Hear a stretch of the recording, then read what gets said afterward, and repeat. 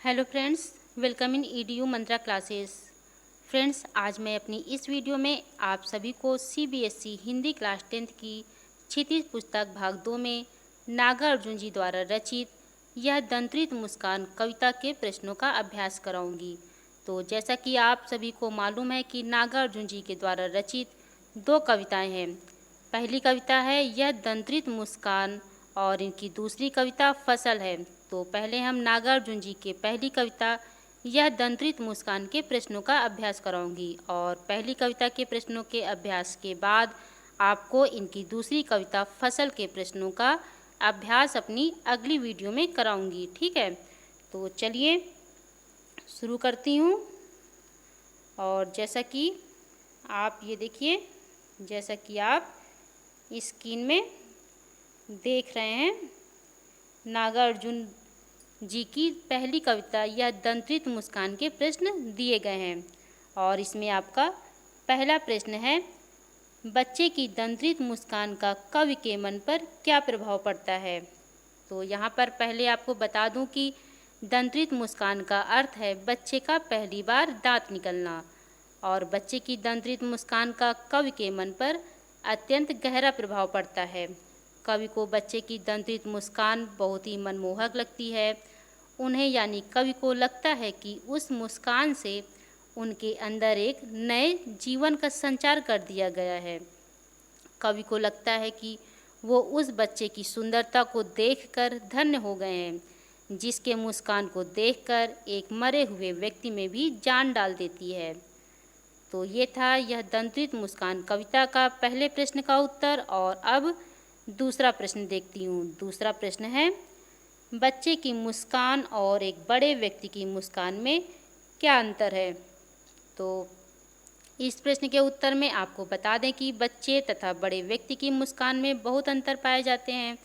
जैसे बच्चे की मुस्कान सरल और स्वाभाविक होती है, वहीं बड़ों की मुस्कान में बनावटीपन होता है। और बच्चों की मुस्कान भोली और स्वार्थ रहित होती है। वहीं देखा जाए तो बड़ों की मुस्कान कुटिल और स्वार्थी होती है। और इसके अतिरिक्त बच्चे की मुस्कान निष्काम और निश्चल होती है और वहीं पर बड़ों की मुस्कान उनकी परिस्थितियों के अनुसार तय होती है। और बच्चों का मुस्कुराना सभी को प्रभावित करता है, परंतु बड़ों की मुस्कान वैसा आकर्षण नहीं रखती है। ठीक है, तो ये था दूसरे प्रश्न का उत्तर। और अब हम तीसरे प्रश्न को पढ़ती हूँ। तीसरा प्रश्न है, कवि ने बच्चे की मुस्कान के सौंदर्य को किन किन बिंबों के माध्यम से व्यक्त किया है। तो इस प्रश्न के उत्तर में कवि नागार्जुन ने बच्चे की मुस्कान के सौंदर्य को जिन बिंबों के माध्यम से व्यक्त किया है वे निम्नलिखित हैं। जैसे आपको यहाँ बीच बीच में उदाहरण भी देती रहूँगी। तो बच्चे की मुस्कान में मृतक में भी जान आ जाती है, यानी कि मरे हुए व्यक्ति में भी जान आ जाती है। जैसे कवि ने अपनी पंक्तियों में कहा भी है कि मृतक में भी डाल देगा जान। और कवि ने बालक की मुस्कान की तुलना कमल के पुष्पों से की है, जो तालाब में न खिलकर कवि की झोपड़ी में खिल रहे हैं। जैसे उदाहरण के माध्यम से कहते हैं कवि कि छोड़ कर तालाब मेरी झोपड़ी में खिल रहे जलजात। और फिर कवि कहते हैं कि बच्चे की मुस्कान से प्रभावित होकर पाषाण यानी पत्थर भी पिघल कर जल बन जाएगा। अर्थात उदाहरण के तौर पर पिघल कर जल बन गया होगा कठिन पाषाण। और देखा जाए तो कवि बच्चे की मुस्कान की तुलना शेफालिका के फूल से करते हैं। जैसे झरने लग पड़े शेफालिका के फूल। और जब बच्चा तिरछी नज़रों से देखकर मुस्कुराता है तो कवि को लगता है कि वह उनके प्रति स्नेह प्रकट कर रहा है। यानी कि कवि उदाहरण के माध्यम से कहते हैं कि देखते तुम इधर कनखी मार और होती जबकि आँखें चार, तब तुम्हारी दंत्रित मुस्कान। तो ये था तीसरे प्रश्न का उत्तर। और अब चौथे प्रश्न में दिया है, भाव स्पष्ट कीजिए। तो यहाँ पर यह दंत्रित मुस्कान पहली कविता की दो पंक्तियाँ दी गई हैं। इन दोनों पंक्तियों का भाव स्पष्ट करना है। और इसमें पहली पंक्ति है, छोड़कर तालाब मेरी झोपड़ी में खिल रहे जलजात। और दूसरी पंक्ति है, छू गया तुमसे कि झरने लग पड़े से फालिका के फूल, बाँस था कि बबूल। तो इन दोनों पंक्तियों का भाव स्पष्ट करना है। तो चलिए पहले हम पहली पंक्ति का भाव स्पष्ट करते हैं। दिया है, छोड़कर तालाब मेरी झोपड़ी में खिल रहे जलजात।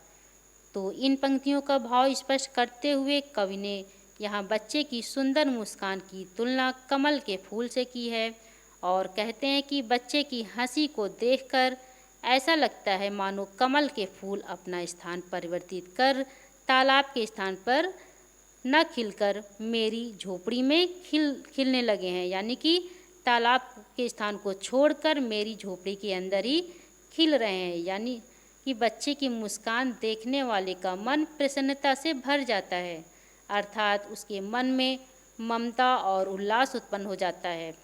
तो ये था पहला। और अब दूसरा देखती हूँ। दूसरा दिया है, छू गया तुमसे कि झरने लग पड़े से फालिका के फूल, बाँस था कि बबूल। तो इन पंक्तियों का भाव स्पष्ट करते हुए कवि कहते हैं कि बच्चों के स्पर्श में ऐसा जादू होता है कि कठोर हृदय वाला व्यक्ति भी जल के समान पिघल जाए। बच्चे की स्पर्श से बाँस तथा बबूल जैसे कांटेदार वृक्षों से भी फूल झरने लगते हैं। भावहीन और संवेदना शून्य व्यक्तियों में भी सुख, आनंद और वात्सल रस का संचार हो जाता है। उसी प्रकार बच्चे का स्पर्श पाकर कवि का नीरस मन प्रफुल्लित हो जाता है। तो ये हुआ आपका अंतिम प्रश्न, यानी कि यह दंत्रित मुस्कान कविता के चौथे प्रश्न का उत्तर। और अब आगे देखते हैं। आगे दिया है, ये देखिए आगे दिया है रचना और अभिव्यक्ति के प्रश्न। तो रचना और अभिव्यक्ति के प्रश्न यानी कि पांचवा प्रश्न। और पांचवा प्रश्न है आपका, रचना और अभिव्यक्ति का पांचवा प्रश्न है, मुस्कान और क्रोध भिन्न भिन्न भाव हैं, इनकी उपस्थिति से बने वातावरण की भिन्नता का चित्रण कीजिए।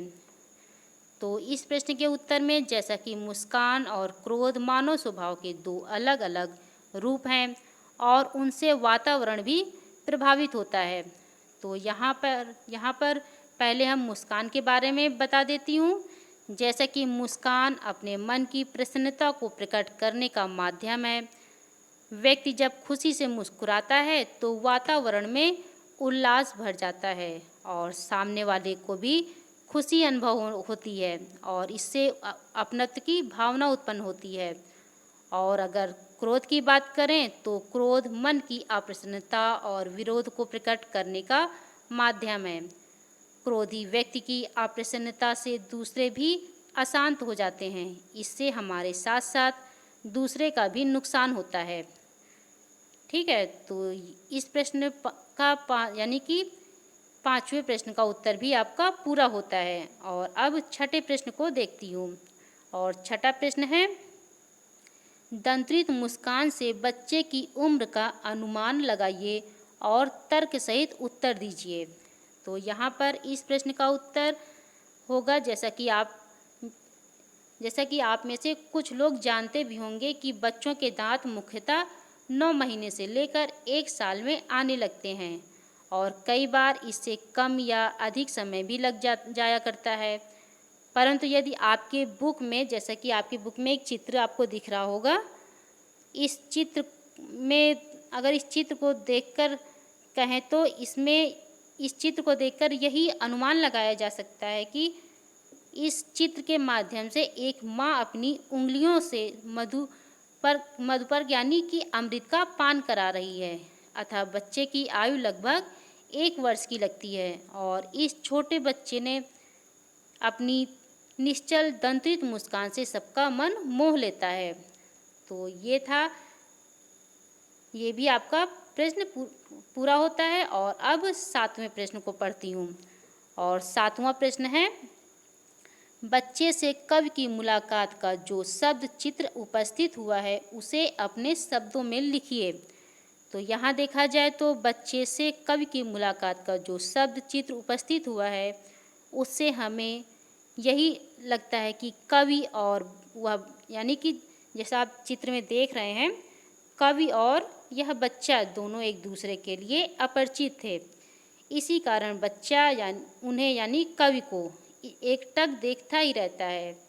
बच्चे ने कवि की उंगलियों को पकड़ रखा है और अपनी पलक को बिना झपकाए कवि को निहार रहा है और बच्चा कहीं देखते देखते थक न जाए ऐसा सोचकर कवि अपनी आँखों को ही फेर लेते हैं, किंतु तब भी बच्चा उन्हें यानी कवि को तिरछी नज़रों से देखता ही रहता है और जब दोनों की आंखें मिलती हैं तो बच्चा मुस्कुरा देता है। बच्चे की मुस्कान कवि के मन को बहुत अच्छी लगती है और छोटे बच्चे की मुस्कान को देखकर कवि का निराश मन खुश हो जाता है और उन्हें ऐसा लगता है जैसे कमल के फूल तालाब को छोड़कर उनके झोपड़े में ही खिल उठे हैं। तो ये हुआ आपके रचना और अभिव्यक्ति के प्रश्न के उत्तर, यानी कि यहाँ आपके प्रश्नों के उत्तर समाप्त होते हैं और इसमें देखती हूँ आगे क्या दिया है। इसमें दिया है पाठ्येतर सक्रियता और इसमें लिखा है, आप जब भी किसी बच्चे से पहली बार मिलें तो उसके हाव भाव, व्यवहार आदि को सूक्ष्मता से देखिए और उस अनुभव को कविता या अनुच्छेद के रूप में लिखिए। और दूसरा है, एनसीईआरटी द्वारा नागार्जुन पर बनाई गई फिल्म देखिए। तो यहाँ पर मैं इन प्रश्नों को छोड़ रही हूँ क्योंकि ऐसे प्रश्न आपके बोर्ड एग्जाम में नहीं आने वाले हैं और ये प्रश्न देखा जाए तो ऐसे प्रश्नों के उत्तर आप स्वयं भी कर सकते हैं। ठीक है, तो ये हुआ आपके नागार्जुन जी द्वारा रचित पहली कविता यह दंत्रित मुस्कान के प्रश्नों के उत्तर। और यहाँ देखिए नीचे, ये देखिए मैंने आपकी सुविधा के लिए नागार्जुन की पहली कविता दंत्रित मुस्कान के सभी प्रश्नों के उत्तर डाल दी हूँ। ये देखिए, आप चाहे तो यहाँ से भी देखकर पढ़ सकते हैं। ये देखिए, आपको यहाँ से भी प्रश्न के उत्तर मिल जाएंगे। ठीक है, तो अब मैं अपनी, तो फ्रेंड्स अगर यहाँ पर, तो ये देखिए फ्रेंड्स, अगर आप सभी को हमारी यह वीडियो अच्छी लगी हो तो लाइक करें, सब्सक्राइब करें और सब्सक्राइब वाले बटन में जाकर बेल आइकन्स को भी दबा दें ताकि मैं अपनी आगे की जितनी भी वीडियो को अपलोड करूं उसकी भी नोटिफिकेशन आपको मिल सके। और अब मैं अपनी वीडियो को यहीं समाप्त कर रही हूं और अगली वीडियो में मैं आपको नागार्जुन जी की दूसरी कविता फसल के प्रश्नों का अभ्यास कराऊंगी। Thank you.